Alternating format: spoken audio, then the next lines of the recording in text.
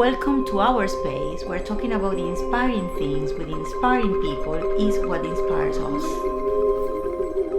Waiting for you here are the infinite possibilities that creation, collaboration, and connection have to offer. A universe where we see everything through rose-tinted spectacles that help us to keep our faith in the power of imagination alive and well. And now, let's talk. Welcome everyone to Metralla Rosa. Today I have the huge pleasure to introduce Tabish Khan. He is a very proactive and passionate art critic, a writer, a speaker. He is also a regular contributor to Londonist and Fad magazine. He is also part of the committee that judge which artists are going to participate in the other art fair, and he is also a trustee in Art Critic, a non-profit organization. He is definitely an authority when it comes to talking about art exhibitions in museums and galleries in London. Thank you so much for joining us today. It's really a huge pleasure. I cannot avoid the fact that I would like to know how did you fall in love with art and when? When did it happen? Yes, so I came to art very late in life. So up through my GCSEs and my A-levels and my degree, I was very much a man of science. Okay. So I studied sciences, I went to university and did biomedical science, dissecting dead bodies, which is interesting and a bit diverse. And then after I graduated, I didn't know what I wanted to do. And even then, I still hadn't fallen in love with art. I was very much like, I had no interest in the arts. So really? That surprised me. None at all. And then I fell into a career in the energy sector. And while I was doing that, I would obviously commute to work, as you do on the London Underground. Mm-hmm. I'm familiar with it. And then as I was travelling up London Underground, I would look at the adverts. So when you look at the adverts at the top of the carriage, there would be things for like Tate or Royal Academy or National Portrait Gallery, and I thought, well, do you know what? I know nothing about art. Like none of my extended friends or my family got much interest in art. So I thought, well, why don't I go? Because this is something different. And I was looking for something to do outside my career, because obviously it's a relatively 9-to-5 office job. So I started going to exhibitions, starting with the major ones, and I started going more and more and then discovering some smaller galleries. And I don't remember which exhibition was the trigger, but I fell in love with art and I thought, this is great, so I'll go see more and more. And obviously, as you start seeing more, you start discovering more exhibitions. So I thought, oh, this is great. So I kept going, and then at one point, a cousin of mine said, well, if you really love it, why don't you start a blog? And this was maybe 12 years ago when blogs were relatively new. And a big thing. Yeah. So I started my own blog. I believe it still exists, though I haven't revisited it in 10 years or so.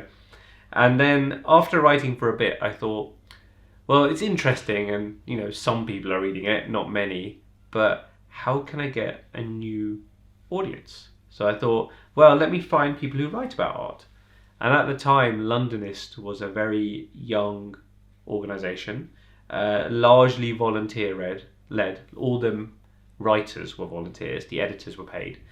And so I thought, well, why don't I just pitch to them and see what they say? I mean, the worst thing they can say is not interested. And I said, so I pitched and they said, sure, let's try you out because we don't have any art writers. So I thought, okay. So I started writing. The irony being, Londonist is a very professional organisation today. Yes. And if someone of my quality back then were to approach them now, they'd be like, no, we're only looking for, established writers. But I caught them at the right time. Yes, it was perfect. You were there in the perfect moment. Perfect timing. And then I kept writing for them, and now, 8 years later, I am, well, maybe longer than 8 years, I am the visual arts editor. And obviously I hope my writing's improved a lot. And now occasionally my reviews, as in 4-star, 5-star Londonist, now appear on the tube posters that started my journey. So whenever I see them, it's always a really nice feeling because it feels like my journey's come full circle. So right now, in the moment that you find yourself position, what would be, how do you see the future? Leaving apart the fact that the future seems to be very scary at the moment, if you should start thinking about how, if this career had started with no much planification and now I'm in a very good position, what do I want to achieve next? Can you see the next step? I don't actually know, because I've tried a few things and I do enjoy writing about art. I do enjoy talking about it and presenting on it. But it's interesting that because I have an unorthodox background, as in most art critics started as either history of art graduates or journalism, I have a very different approach. Like, my writing, as anyone who reads it will see, is quite short and snappy. And I enjoy that. And unpretentious, I would say. I hope so. Unpretentious, yes. But a lot of journalists would say, a lot of journalism students, if you speak to them, prefer the long form of journalism rather than the short, snappy form. And I've tried my hand at long form and I don't actually enjoy it. I don't actually enjoy writing 1,000 words about an exhibition. I'd much prefer writing 500 words and keeping it very, very easy to digest. And I think the reason I write like that is I want people who are like the old me, as in the me who didn't know anything about art, to read my writing and discover art the same way I did. It's a bit of an evangelization kind of work. Yeah, you want to make the audience wider and bigger, probably. Yes, like I mean, don't get me wrong. I love it when artists and people in the art world read my reviews and value my words and think they're great. That's amazing. But ultimately, I feel like there's a big audience writing for that community, and a lot of the art magazines are very much focused on writing for the art literate crowd. But I feel like there's very few that write for the sort of the general public, and when they do, for example, the big newspapers, they tend to only write about the big blockbuster exhibitions. Now, obviously, I write about them too, but I also think I write about a lot of smaller, emerging, contemporary exhibitions, which I feel like, with the exception of a few places like Time Out, don't really get much coverage at all. No. So that's what I want to expose people to. And that's beautiful, because if you fall in love with art because of the therapeutic kind of vibrancy side of the kind of stimulation that you can get from an art work, and when you are inside the art world, it should be like that. You should write just because you would like to share whatever you thought or whatever you think is good to share with the others. In this particular moment, when you see London, London has become somehow a very commercial territory. Many artists don't see London anymore as a very avant-garde kind of scene, more commercial oriented. What's your perspective from your point of view? Yeah, it's a tricky one because I completely understand that perspective, but then I also have this view that I don't like the fact that in art often commercial is painted as a dirty word. Bad, yeah, and I always think, like, don't get me wrong, I wouldn't say overly commercial. Of course you can be too commercial, and I think there are some downsides to that, but it's that sort of feeling that when you speak to art students, like at university, when they ask questions like, oh, well, how do I make money from art? Often they get shot down by their tutors, and like, art's not about money. Money doesn't factor into art. Warhol would have said that he didn't agree. No, he wouldn't have agreed. He wouldn't have agreed at all. But then I think the other thing that worries me about that is, don't get me wrong, I understand this sense that art should be about purism. Like, you're creating art because you love it, not because you want it to sell. And I completely understand that. But the problem is, if you start saying art has this purity, don't worry about money, just focus on making beautiful art or conceptual art or amazing art, the downside that's going to happen is what you'll end up with is a world full of people who don't need to make money from art. So, in a sense, just people who are children of very rich people or spouses of very rich people. So then you'll end up with this sort of very class divide in art, which you see already, where you see a lot of people, and you see it in a lot of the what we consider talent-based industries like acting and music. Now, and art, well, don't get me wrong, there are plenty of people who aren't from wealthy backgrounds, but there are a disproportionately high amount of people from wealthy backgrounds in a lot of industries. And I'm seeing that in art as well, because if you have 10 years to hone your practice and you never have to worry about making money, then you can be singularly focused on just making the art that feels pure to you and not worry about paying bills. And it can actually become very good, or it can talk with a very specific group of people, but it doesn't reflect the general art student. No. The fact that you arrived to art being an adult, do you think it helped to appreciate the, let's say again, the therapeutic side of it with a different, more mature perspective?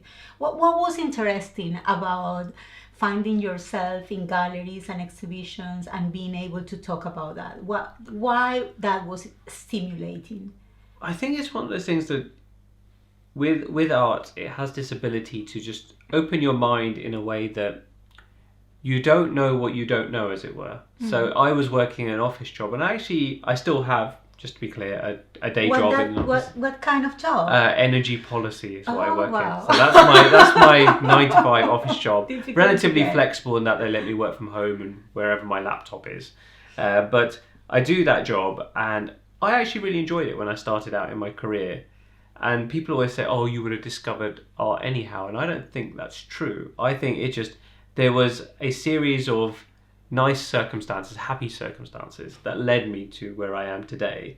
And I can honestly believe that if I hadn't discovered art, or if I pitched at Londonist and they said, no, we're not interested, then I may have ended up just being very career focused in my other part of my life and not noticed that I'm missing something. So there is that sense that, there is this beauty of it just so happened that way and it worked out. As with most things in life, it does happen like that. But I do think there is something wonderful about it in that sense. And also what your second part of your question, which was, how about discovering it as an adult?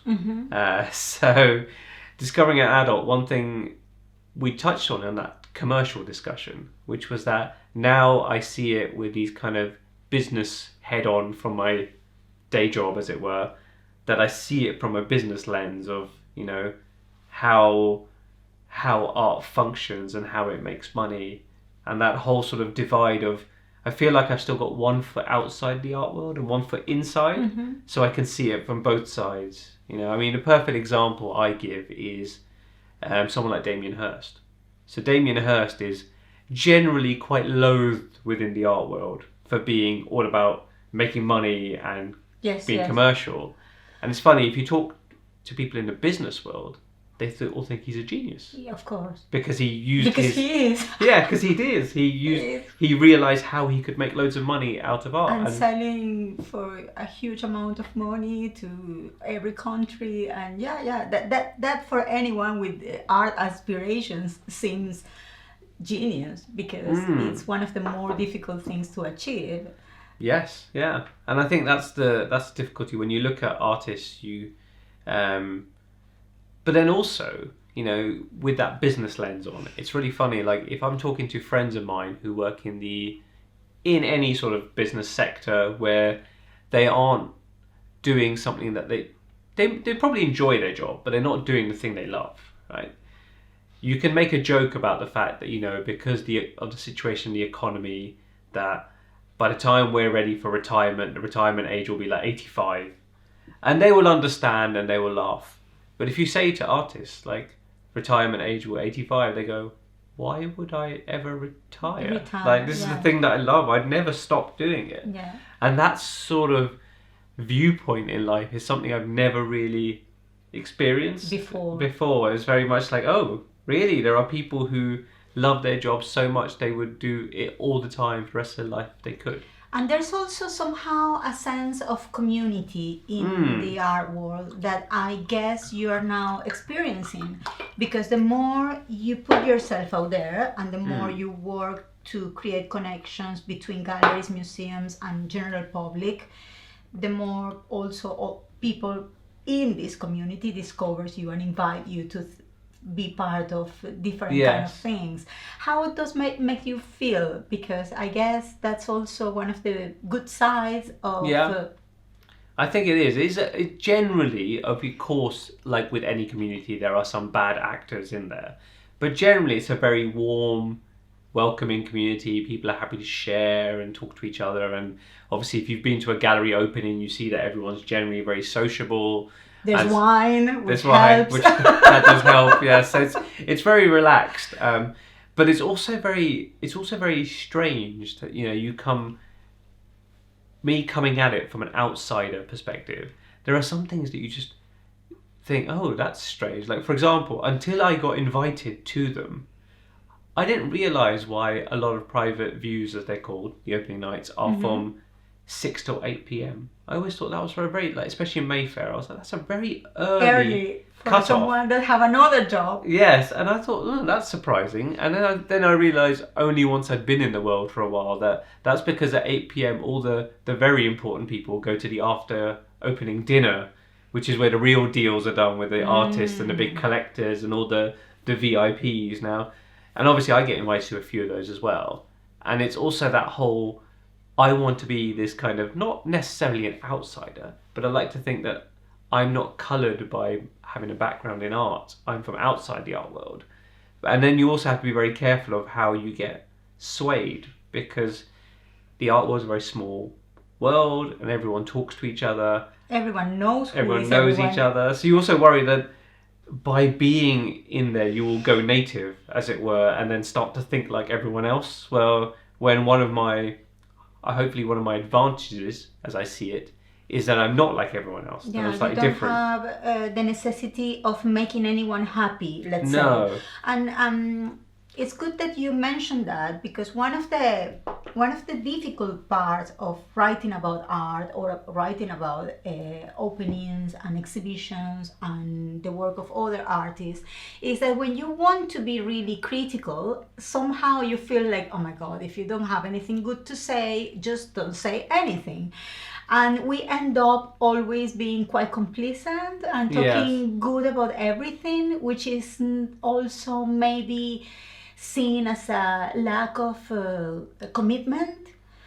How do you relate with that necessity of being objective, being clear, being transparent, being honest, but at the same time, there's no need to talk bad about anyone if there's really not. I don't know if I made myself clear. Yeah, I do understand that. I think the tricky part would be, so I once compared it to film. So if you're a film critic and there's a film and you don't think it's very good, and you write a review saying that it's not very good, like a 1 or a 2-star review, and you say that, I don't know, Robert De Niro's acting was terrible. Right? The film world is a bit larger, so the chances of you then running into Robert De Niro the next week are quite slim. Well, in the art world, if you write something bad about someone, you probably will run into them at some point, because it's so small, especially like London's art scene. It's so small that will happen. But at the same time, it's difficult, but you have to remind yourself, well, I have to remind myself, is that, ultimately I'm providing a service to my audience and they need to know what to expect. Yeah. And it's tricky because I've always said this before, that I will not write that many negative reviews. And that's not because I don't see shows that I don't like, but you have to think, I estimate that every year I see about 1,000 exhibitions, which is loads. And I can't possibly write about all of them. So when I write, I have to weigh things up against 2 scales. One is how much did I enjoy this exhibition, and how much do I think my audience are going to enjoy it. So when I'm doing that, it makes sense that if there's a small, say, student exhibition I didn't enjoy, there is no point me telling an audience, here's a show that you've never heard of, don't go to it. Exactly. It's just a waste of column Exactly. inches. So when I do write negative reviews, it's only of the big exhibitions that That you've makes probably sense. heard of anyway. It's like a Tate Modern or Royal Yeah. Academy, Yeah. because their advertising budget's so huge. Even if I don't write about it, you'll hear about it. Yeah. So That makes sense people will be because looking for it. if it's an artist emerging trying to do something interesting, good, you know that behind that thing you saw, there's a lot of effort, even if they didn't really achieve what you think they should have. Yeah. And it breaks your heart to try to put out there information that is going to be not good for them. No, and But big exhibitions, Yes. sometimes they it's fair. It's only fair to say, look, I pay £20 or I pay £15 or £13, Yeah. whatever the price is, because in London it's variable, but it didn't really got where I should have gone. And I think there is a lot of sort of circular thinking in that. So there's a anecdote that I say about exhibitions where if you go to see a major exhibition, one of the ones you have to pay £15-20 to see, and it's got 5-star reviews across the board, like everyone's giving it 5 stars, and then you go and you think, this isn't actually that good. Why did it get 5 stars from everyone? I always joke that it's because often when an exhibition is put together, a big institution will assign a curator to put it together, and it will often be a curator who studied history of art at the Courtauld Institute, who will then hand it over to a PR person who also studied history of art at the Courtauld Institute, who then pitches it to a bunch of journalists who all studied history of art at the Courtauld, and then you've got, no wonder they all like it, because they're all the same mold They are of all person. protecting their own system, and they're all elite. Yeah, but somehow. I don't think they're always protecting on purpose. I think they've just all been educated and grown up in the same way, so they all think the same. So of course they're going to like the same things because they're from the same background. So that's why I often disagree with all the other critics, because I don't have that background.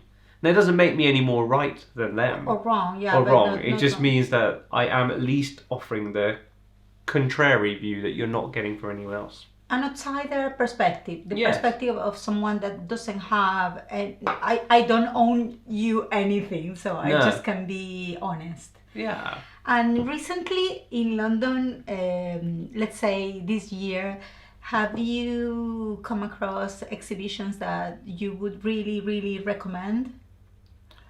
I come across so many that I I recommend. know. That's How hard many to like... exhibitions do you see a week? Well, so I estimated one year that I mentioned earlier that I'd see 1,000 exhibitions a year. Okay. So I actually kept a tally one year. I'm not going to do it again because it was too much hard work. But in the year of 2019, Okay. I kept a count and I saw 1,169. Wow. How many in one day? The So- maximum? So that would be a mixture of small and large exhibitions as well. So it depends what I'm doing. So every Saturday I do a full day of art, like 10 till 6. On your own? I'm happy for others to join me, but I will do it anyway. So if I'm doing, say, an area like Mayfair where it's densely packed with galleries, then I may see something like 20 to 25 a day. But if I'm doing somewhere like South London, which is a bit more spread out, then it'll be less, obviously. Wow, that's a huge amount just in one day. I think you get used to it. I think people have said to me that you must get Don't fatigued. you mix up the names after and have a big confusion? Did I saw this here, or was it there, or was it Well, this artist? Are you good at keeping your information clear? Sometimes. I mean, I used to be rubbish at names, but decent with faces. Now I'm rubbish at both. So Oh my god. So- I thought you were gonna say no, now I'm much better. no, I'm like awful at everything now. Because the thing is, you, especially in the art world, you see people like briefly at a private view opening, and they'll say hello to you. They'll introduce themselves, and then you won't see them for 6 months. And that was a 5-minute interaction, and you've got a break of 6 months in between where you've met hundreds of people. Yeah. Remembering people is so hard. It is. I don't forget faces, but I can be very confused with names sometimes. And but in general, I'm not that bad. Okay, but good. but I think to see so many exhibitions in a day is difficult because every time I go to an exhibition, I really want to get all I can out of it, not just the information, but also try to connect really with the art I have in front of me. I have seen a lot of people that they just pass by the art. Yeah. And I don't know, it doesn't they work take a like photo. that for me. I do take photos. No, but some don't even engage. Even They just when take it's a not- photo and they run. Yeah. But But on that point, I think it's interesting though, because people say that, well, how can you really digest 20 exhibitions Exactly. a day because you're not seeing them?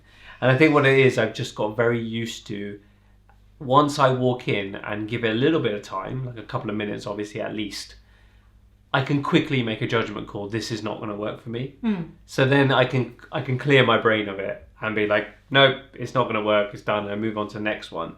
Now that may seem very harsh, but it's a requirement when there's so many exhibitions. I yeah, think and it's- also when you are an expert in something, you develop that kind of You'd hope, yeah, that you- immediate certainty that I'm in the wrong place. But I should think go. it's important for artists as well to see that, because I remember I've been on judging panels with a few artists where we've actually judged in a room, and I think what's been really eye-opening for those artists were how long is spent on judging. Because obviously an artist putting an application together, they spend some time getting the pictures and the words and all together and making sure it looks as professional and as perfect as possible. Then delivering and then. But when you're going through hundreds in one sitting, you're not going to give that due attention. It is very like hit and miss, very quick. It is cruel somehow. And it's cruel, yeah. And I'm the same with emails. I remember somebody once mentioned that an inbox of a major newspaper, I won't mention them on camera,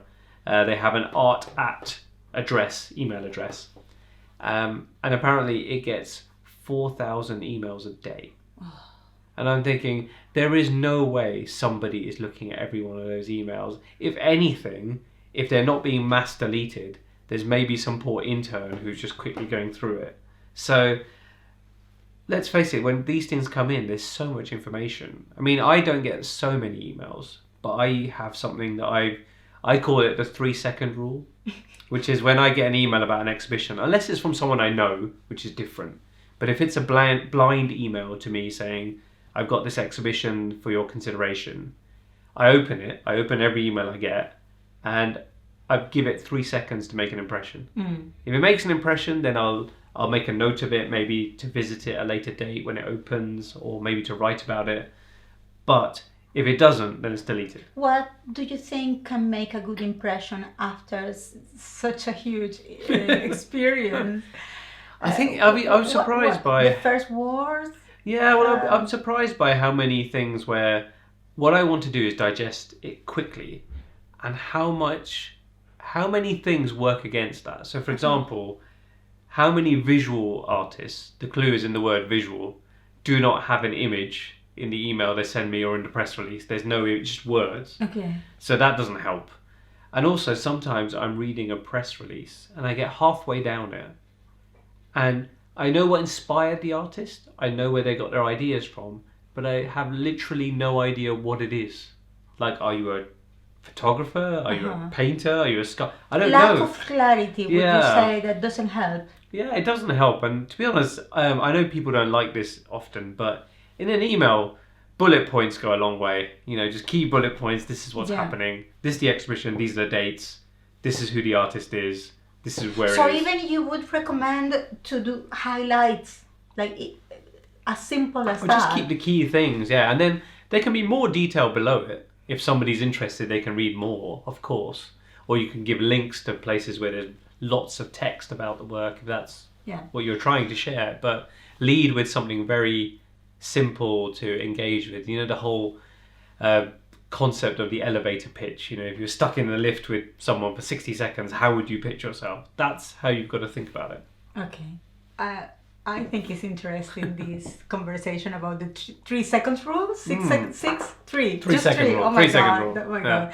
And did you see museums and galleries as oases, spaces where you can go and somehow disconnect with the chaos of the city and connect immediately with mental and creative stimulation.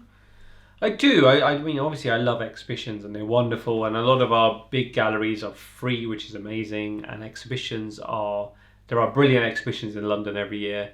But Can you remember one in particular from the last year? yeah, so if I was thinking very recently, I mean, it's soon to close, I believe, at the time of recording. But like the Picasso and paper one at Royal Academy was fantastic. There's one at Hayward. Even better than the one at the Tate? Which one was the one at Tate? Picasso, the last years of his career. Oh, that one it year. It was huge. Yeah, I think they're both on a similar level. I really enjoyed both. And it's funny because I went there and I thought, I know Picasso. I've seen so much of his work. How much more can you show me? And yet, it's still very good.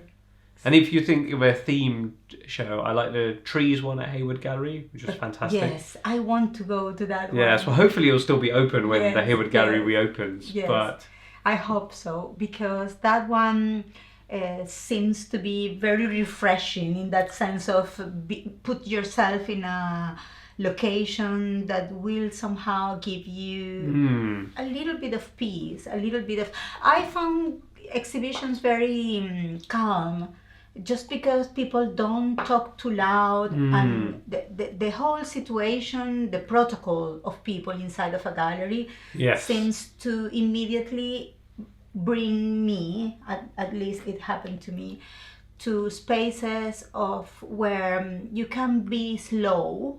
yes. And you can be calm and you can just enjoy at your own rhythm if you need it. Yeah. I think the difficulty with that, though, That's is not that easy on the tube. it's not easy on the tube, no. But even in galleries, like, I mean, don't get me wrong, it's a very positive thing that art is as popular, as far as I can tell, as it's ever been in London. Yes. The downside of that is that if you go to a very popular exhibition like that Picasso one, I went as press before it opened to the public, so I get a privileged view of seeing it quieter. You. But if you go on a weekend, my God, I it's know. just absolutely heaving, and it's actually quite hard to enjoy it, and it's tricky because I don't know if there's a solution to that, because I remember there was a really interesting Guardian piece about this is ruining the experience for everyone. Yes, somehow. But I don't know what the solution is. Like, you don't want art to be less popular. No. And you don't want to restrict people, and then some people will never see it because there's no opportunity to. If you make it too expensive, fewer people will see it. You don't want that either. So I don't know if there is an easy solution. I think it's wonderful to see these Yeah, it is exhibitions full wonderful. of people, even if somehow from a selfish point of view it's a little bit uncomfortable because you have to queue to get in front of the little drawing or and you want to see it from a very close perspective, because sometimes it's where you can see in the flesh what really opens your understanding. To see the same painting or drawing in a book is never the same. It is not the same, and that's one thing you only realize when you are there and you're like, wow, this looks amazing. I think museums are doing some interesting things. Like, I've seen things where they are doing sort of cheaper pricing midweek or more expensive pricing in the first and last weeks, because it's always busier at the beginning and the end. Exactly. Fewer people visit in the middle for some reason. Let's face it. Yeah. Everyone goes the last week, and including me. But then the commercial galleries are never that busy, so that's always quite nice. The sort of the and big it's always institutions. free, right? And that's the beauty, isn't it? Yeah. There's this interesting model. So, like, I may talk about things that I don't like in the art world. But one of the things I do love is the fact that there's this general agreement that commercial galleries, anyone can walk in, and they have opening times, and most of them are open at reasonable times. So that's wonderful that you can just go and look around, and you don't have to be interested in buying. You don't need to be a collector or a critic or an artist. You can just walk in, have a look around, read about the artist, and then leave, which is a lovely, lovely idea. And I do worry that as the traditional gallery spaces, we're getting fewer and fewer of those in London because it's so expensive. I do worry whether that will stop happening. Do you think it's a good idea to start creating or yes, offering to the public virtual visits? That's another thing I do believe that art still have, that you still have to go to the gallery. Yeah, I think so. And I think, or the I mean, there are a museum. few things that are off-putting about galleries. So, like, the commercial galleries are often quite intimidating. You often have to, like, ring a bell, and it's like a closed door, so you don't know whether it's open or not. Also, you know, a lot of opening nights are called private views, but there's no guest list. So You can just go. then why is it private? Why do you got the name private? All it does is it scares off people Of who aren't course. familiar with art. So there are a lot of things, you know, the classic, you know, you walk into a gallery and somebody at a desk kind of looks at you and then looks back down at the computer. Not very welcoming. That No, happens it a can lot. be intimidating. It can be, yes. So that's the downside. But I do enjoy. I like some things. Like I've seen a few galleries where really simple things like it's winter, so obviously the door is closed. There's just an open sign in the door, and I think that's quite nice Yeah. because that lets me know that I can push the door open and go in. But you are in favor of galleries and exhibitions and museums becoming more and more virtual, that offering virtual visits. Yeah, I think so. Because one is you can't visit all of them, obviously, even if you have a lot of time. Two is obviously there might be exhibitions in other countries. So a lot of like there is a big issue about the carbon footprint of the art world, where the art world jets from art fair to art fair across Yeah. the world. So that's not great for everyone. And obviously you have to remember there are some people due to various access issues who cannot travel to galleries. So increasing that helps. And I've seen quite a few, like the Galleries Now website offers virtual reality views of exhibitions. You can, well, you don't have to put on a virtual reality headset. You can just look on your phone or you can go on your desktop. On your desk. But you can see it all, and that's a wonderful experience for those who can't go. Is it? I haven't. I I mean, refuse to I would- go there. I would I'm too always say if you old-fashioned can to- go, Yeah. go. But But if you if you can't, have to for Yeah. work or something, work related, I would do it. But just because of my own pleasure, I prefer to wait. Yeah. Till the moment I if have you the can, time. then yes, you should. And in London, it's not a secret for anyone that there are many art fairs. Some of them have you as a judge. I have judged on a few, yeah, Exactly. Like, for example, recently the other art fair. which didn't go ahead. Obviously, it was postponed because but of the COVID-19. How is that experience first, and second, would you describe how did you consider what is different from each one of the fairs, because maybe some people needs a little bit of guidance, why the other art fair is different from the affordable fair, or there are many. Yeah, there are many. I suppose the other art fair is one of probably 3 or 4 that is specifically for artists only. Well, affordable art fair is galleries, so only galleries can apply for the affordable, artists can apply for the other art fair. But I quite like it because it feels like, I know we talked about the word commercial, but it feels like the very commercial beginnings of an artist. So you are there as an artist representing yourself, and it's you who has to do all the selling, and it just feels a bit more, it feels a bit more friendly because you're talking to the actual artist, not a gallery representing them. I like that. And also in terms of judging, yeah, it's interesting. I've said this to a few people on judging panels. There is a benefit of artists who apply for a lot of things like fairs and prizes. Of course, it costs money, so obviously only apply if you can afford it. But if an artist is applying to lots of different things, it makes a big difference where, like that judging panel I mentioned where we were all in a room. If you know who is judging. Well, if I know who the artist is. So like the artist pops up and it's just a JPEG Okay. of their work, a picture of their work. But I can tell all the other judges, oh, I know this guy. Okay. This is what his work is about. This is how he does Well, it. but you know, there are prizes that's why you have to apply with a pseudonym. Oh, a pseudonym, Because But how do you say? Pseudonym. Pseudonym. Yeah, but even then, I don't think it's possible because Like, you know, they have Because if not, but if your work you have a preconception. But if your work is really recognizable, does a pseudonym work? Yeah, not in the art world. Yeah, like I remember if someone showed me those secret postcard sales where they sell the postcard and obviously it's secret until you buy it to find out who actually made it. Not for you. But it's like a lot of the time you can look at it and go, well, that's definitely a Bob and Roberta Smith. That's definitely Tracy Emin. You can recognize them. So. Yeah. So it's good for you to know the artist. Well, I mean, I see some benefits of applying under a pseudonym. I do, because that removes all judgment. But the thing is, I think artists will still get recognised anyway. Especially if they have a very strong identity, visual identity. And also, like these days, a lot of artists are on Instagram, as everyone is. Exactly. And one of the things that helps the judging process is if you see one work, I'm interested to know what the rest of their practice looks like. If there's a link to their Instagram profile, you can have a look and go, oh, okay I think this artist should go in the fair, or no, I don't. And the thing is, if you applied under a pseudonym, there'd be no way to do that. And the other members of the panel, are they, if they maybe have a less interconnected practice, because you are in Instagram, you do some videos on YouTube, you put yourself out there a lot, and then you write for online magazines like Londonist and Fad. If they are a little bit less like that, do you think they are more objective when they judge? Yeah, I do. I don't know. I think there'll be, and also obviously you have to allow for preferential taste. You know, everyone's got a different taste in artists, so some people won't.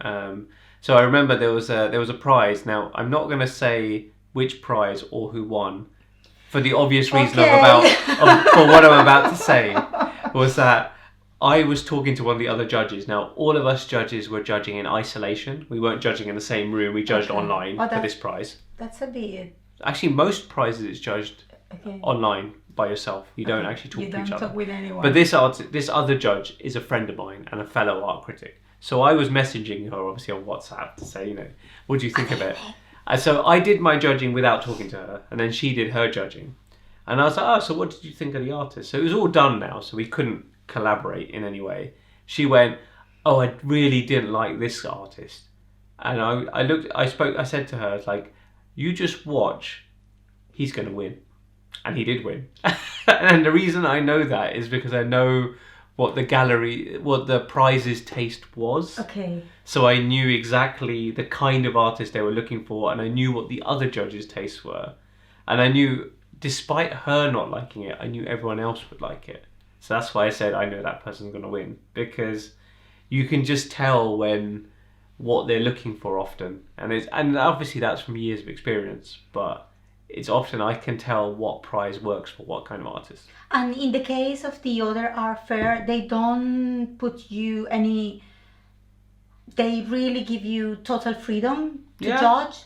And it is judged in isolation as well, like you all do it by yourself. And then obviously behind the scenes I don't see, but I imagine what they do is see this artist was picked by 4 of the judges, therefore they're in. This artist was only picked by 1, therefore they didn't make it. I don't know how that works, but I assume it's something along those lines.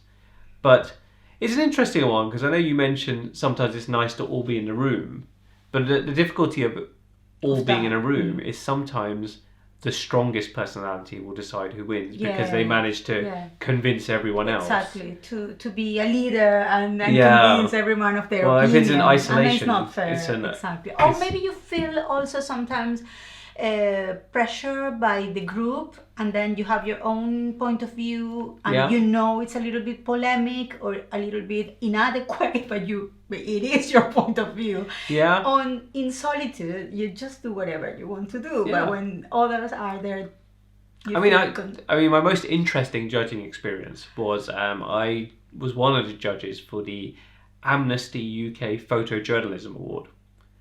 So this was about reporting on big news stories. This was a few years ago, so I was talking about things like the Ebola outbreak and what was happening in Afghanistan and big news stories.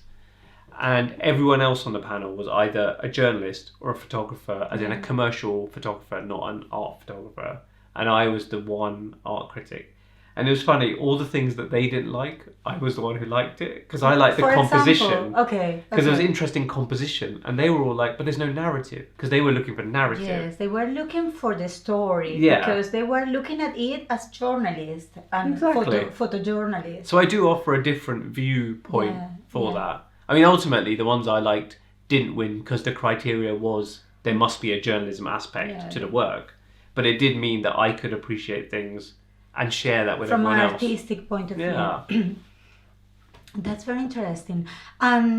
These all these art events that have been postponed in London are gonna happen. Do you have idea of how is that going to work? I don't know. I think it's a very tricky time for the art world because obviously with the whole COVID-19 thing, everything's been postponed or something. A few things have been cancelled. So some people have said, we're just not doing the 2020 version, we'll do the 2021.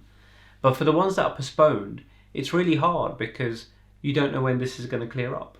So you're like, well, is it going to happen soon? Is it going to happen in 3 months' time good enough? Is it going to happen? Yeah, and then also for the museum exhibitions, obviously everyone wants us to extend them because people have missed the opportunity to see them. I'm one of those that Exactly. there are so many exhibitions that I would like to see, and I'm panicking that maybe there's no time. Well, I think it's not just the fact that they want to. I think in a perfect world, every exhibition would be extended to allow for this. But we have to remember a lot of the works are on loan, and the loan agreement ends by a certain date. And they have a schedule. They have to keep going. Exactly, and sometimes the exhibition is travelling to another museum afterwards, so they've got a schedule as well that will be disrupted. Previous commitments and so it's very difficult to know whether everything will work out, and it's going to be a very strange year. We won't know what happens, I think. And now that I know that you have this strong business kind of mindset and you can see things from that point of view, which is really interesting, being an art critic, how is your work with Art Can, which is to help artists to try to find a place in the market. Yeah, well, it's not just in the market. I think one of the things we've discussed is it's very hard being an artist today. There are many. Well, there are many artists. That is one issue. So there's a lot of supply to compete for the demand. There's also the issue that making money as an artist is quite hard because London's a very expensive city to live in. Well, actually, most of the world is very expensive to live in now. So the question is, how do you get exposure? Because most of the galleries have got a full roster of artists and maybe not looking for new artists. So if you're starting out, it's very hard to get any traction. So the whole idea of Art Can was that artists can club together as a collective, and then they can put on exhibitions, and then if you are sharing the cost of the exhibitions, then hopefully it's a very small cost per artist. And also they can work together. So for example, let's say the collective does have a website.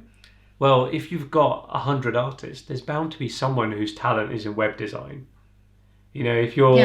Or there's someone whose talent is in PR or marketing, or between yourselves, there must be different things we can teach each other. And also there's that sort of psychological well-being effect of all the artists being together, helping each other out. So is it open to everyone to join? There are application rounds that happen throughout the year that are just on the Art Can website or on social media.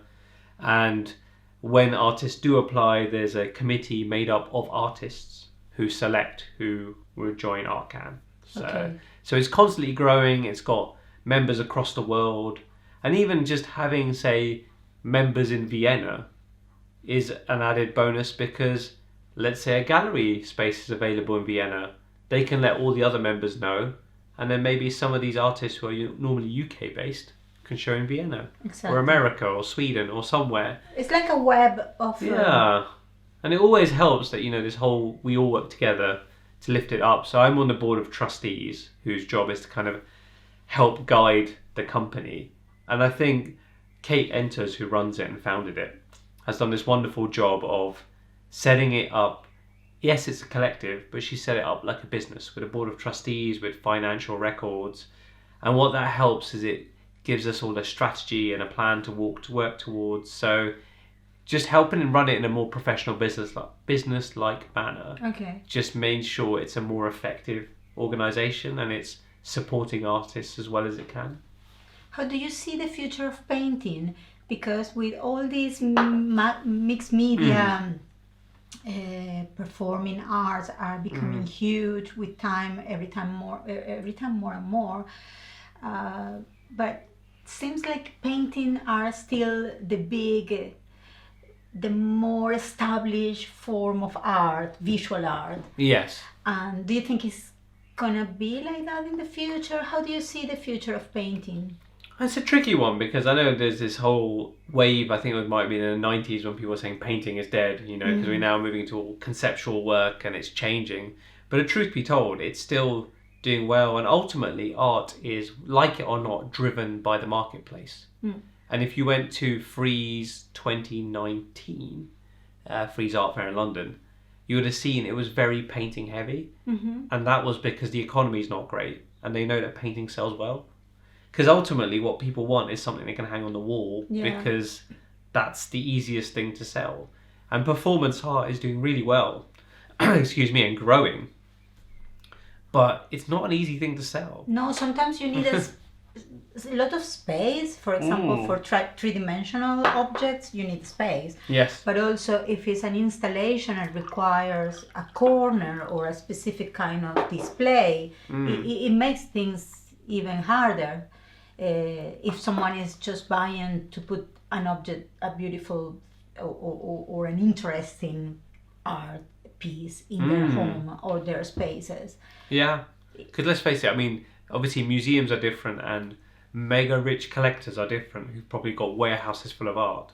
But for the average person, they still want something on a wall, right? Yeah. If you put a sculpture somewhere, it's going to get in the way at some point, probably. Yes. Do you collect art? Are you interested in buying? I do. Yeah, so I probably have, I don't know how many. I think it's like in my 2-bedroom flat, so it's not a very large flat, I have about 120 Oh, really? artworks, yeah. That's Some are very incredible. small, some are very, very small. And now I'm getting smaller and smaller because I'm running out of wall space. So Okay. it's like full salon hang, like everywhere. I'm going to keep going until I run out of space. So now the lack of space is dictating what you have to choose or buy. Yes. But then also, it can be a very expensive hobby, but I think art does not have to be an expensive No, not hobby. necessarily. I mean, I've got a rule that I've never spent over £1,000 on an artwork.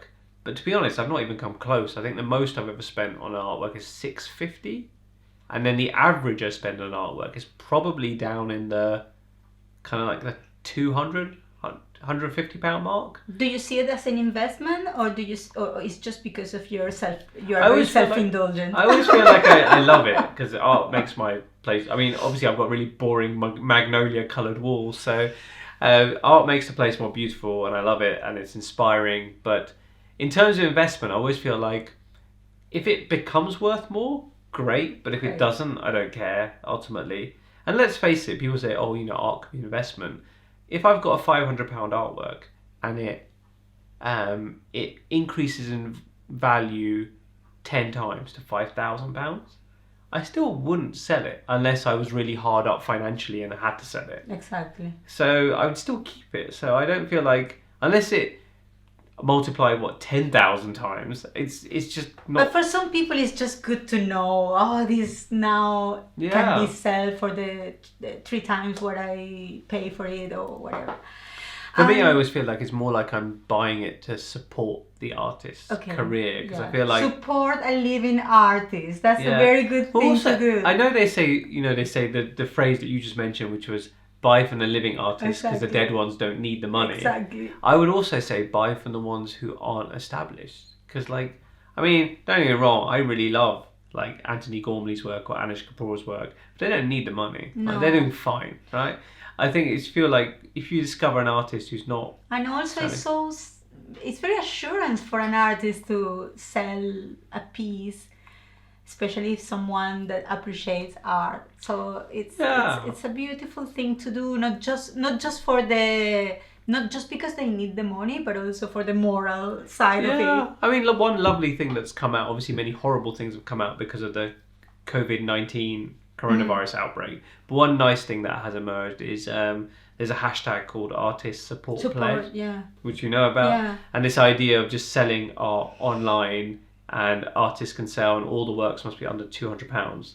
So a few friends of mine have already sold some I've already pieces. bought, oh, hold on. I think I've bought 3 works from it wow. already. Wow. I'm pretty sure by the time this quarantine is over, I'll be a lot less liquid in terms of my finances because also happier. Happier, yes. I have to find a place to fit the work though. You will. What are your top 5 best memories related with art?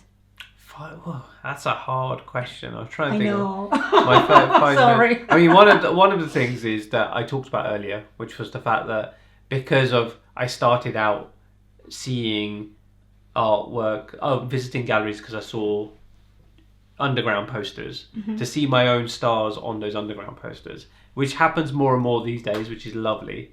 Is a lovely thing. Every time I see one, it like lifts up my day because it's like it's finally come round. So that memory is wonderful. I've also got brilliant. The first time you saw one. Yeah, the first time I saw one. Do you have the photo?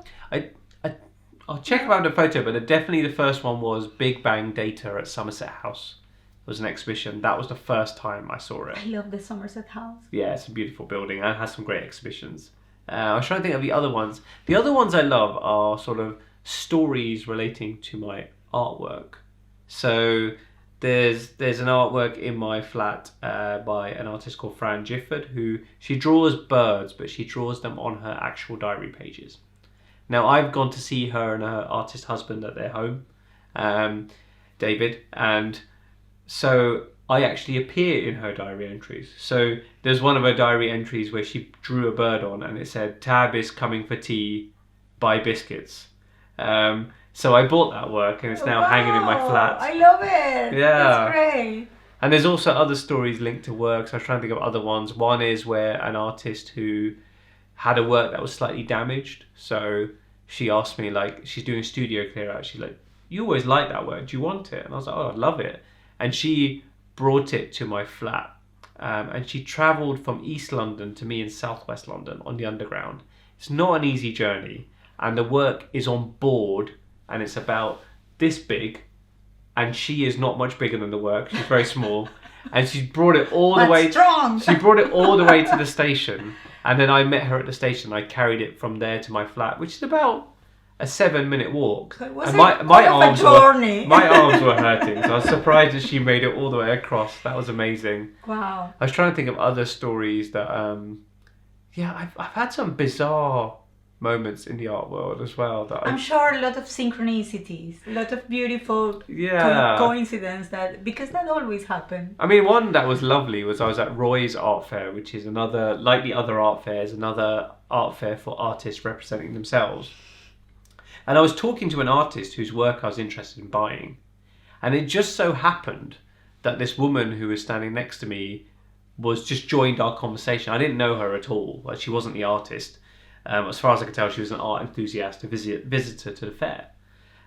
So we all got talking, and I asked her, like, "Oh, how did she find out about the fair? Does she know any of the artists, or is she an artist herself?" And she's like, No, I'm just interested in art. I found out about the fair because I read about it on Londonist, and she didn't know who I was, and that was a lovely feeling to be. Oh, that was me. That was me. I wrote that. It can only have been me. Yeah, so that was a lovely gesture. And the other day I ran into a neighbour in my flat and she actually recognised me as the person who writes for Londonist. I was like, oh, okay. I would recognise you. Yeah. Oh, definitely. Well, that's great. That's beautiful. I think you had more than 5 and you probably have many more. I probably have many more, but those are all wonderful. Yeah. And your favourite museum or gallery in London? I think that's like asking me to pick a favourite child, You have to. We all have a favourite one.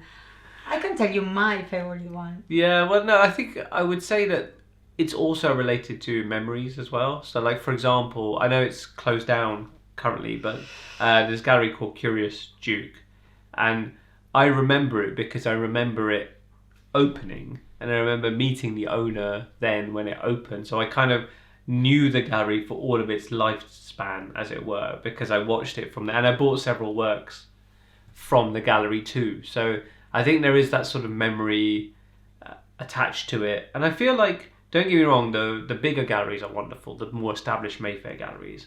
But what I quite like about the smaller galleries, it tends to be that when I visit, it's often the owner who's there, because they don't have staff. They run the gallery themselves. Yeah, there's a kind of ethic, commitment that is really old-fashioned and beautiful. I think so. When you're talking to the person behind the desk and they're the owner of the gallery, it just feels like a more natural conversation than someone who's been paid to be there. They know everything about whatever they have there. They know it.